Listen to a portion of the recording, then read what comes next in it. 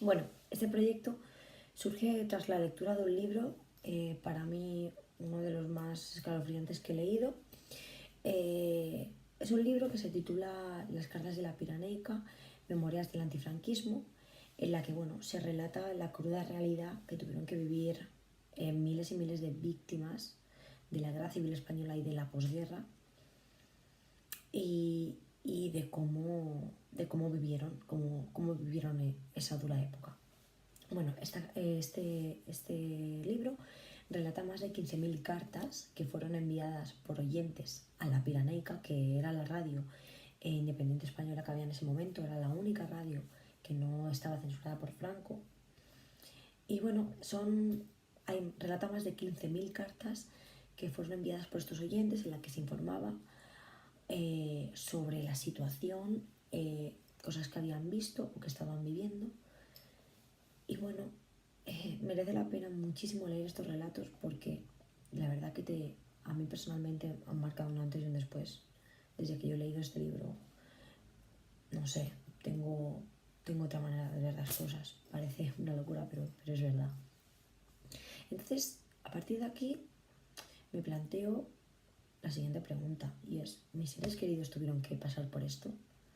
Y me doy cuenta que es una pregunta y muy inútil, porque es sí. Entonces se me ocurre preguntarle a mis familiares, a mis abuelos, exactamente, sobre, sobre este tema, sobre cómo lo vivieron ellos, ya que yo lo sé, pero nunca se lo había preguntado.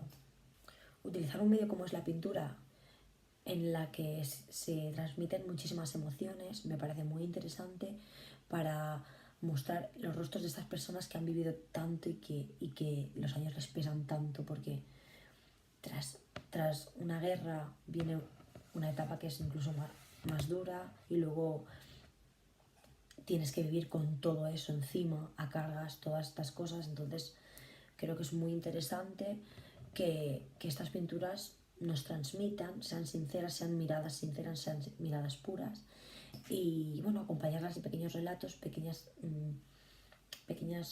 textos que esta gente me explica.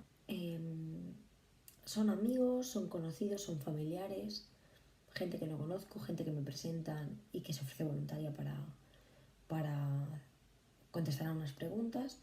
Y bueno, a través de estos retratos que yo les hago, pues pretendo que nos lleguemos a imaginar por un mínimo instante cómo esta gente lo pasó. Estos retratos van acompañados de pequeños relatos que nos sitúan un poquito en el tiempo, nos sitúan un poquito en la época, relatos que explican situaciones, relatos que explican injusticias, relatos que nos explican cómo tuvieron que exiliar, cómo tuvieron que ver cómo gente suya que querían morían, eran asesinadas, cómo no tenían que llevarse la boca.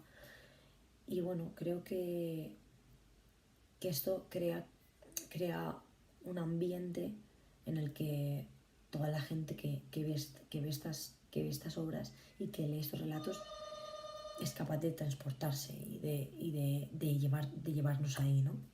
En cuanto a referentes, he tenido diferentes cosas.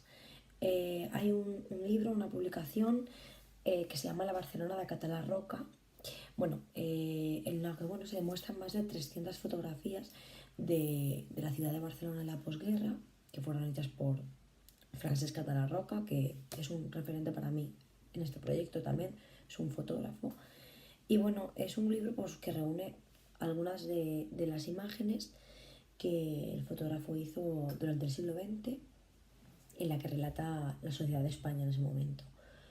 Me parece que los fotógrafos fueron capaces de teletransportarnos a esa época. El trabajo de Nicolas Mahler y de Joan Coulomb. Mi objetivo principal es conseguir un poquito lo que consiguieron esas cartas conmigo cuando yo leí ese libro.